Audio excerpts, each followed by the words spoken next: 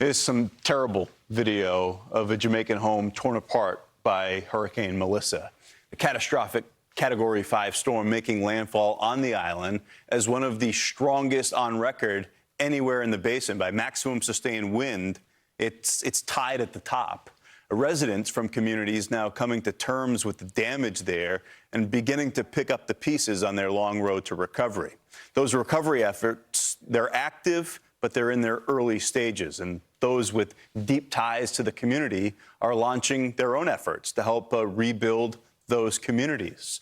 Joining us now is Webster McDonald. He's an assistant professor at the University of Kansas, and he's from Brighton, Jamaica, southwestern part of the island, one of the places that was hit hardest.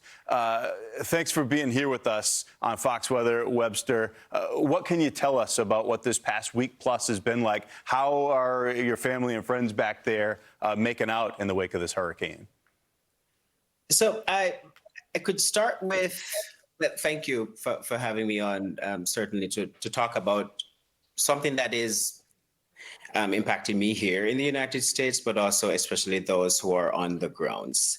It really started last week, Thursday at around 10 a.m. when I got a message from my sister saying, hey bro, we're so worried, pray for us because I feel as if the roof is going. And then communication would have been disrupted from 10 a.m. until about 2 a.m. the next day, and not having to hear anything from them during that particular time created a weight of silence, not knowing what is happening with them. I think the most difficult thing right now for them is the fact that they don't know where to start, how to start. I mean, the house is uninhabitable at this point, so they have been moving around to find temporary housing.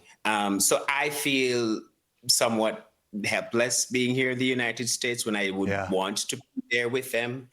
But I guess my way of assisting with this rebuilding process is to launch my own kind of GoFundMe, knowing that because so many people are affected by the hurricane, like there isn't one particular source that will help them to rebuild their home. Right. You've started the GoFundMe campaign to help rebuild your family's home there in Brighton. Had they been through, I mean, I know this was tops in the record book. Had they expected this as any type of possibility? Because I know it's the story for your family, it's the story for your town, the whole western part of the island. It feels like the destruction there was effectively total. Yes, that is right. I mean, we have been through many hurricanes. We've been through Ivan. I wasn't alive when Gilbert came around, I think in 1989. I wasn't alive. But I get the sense that there was a feeling of hope. We are a praying country. My community is a very praying community. So there was the sort of reliance on a geography of hope that this is coming, but for some reason, we'll be spared. And I'm still relying on that hope, knowing that for almost 7 hours, my family was under this rubble in a state of unsurety, and to be able to come out of that alive, still feeling hopeful, is also something that I am holding on to as we sort of grapple with the rubble, make sense of the rubble. I can't imagine that. What your family went through dealing with the historic magnitude, the terrible ferocity of the storm. And for you, your loved ones, you're watching this play out from a distance and the helpless nature of that. So first and foremost, we're so glad that they're okay.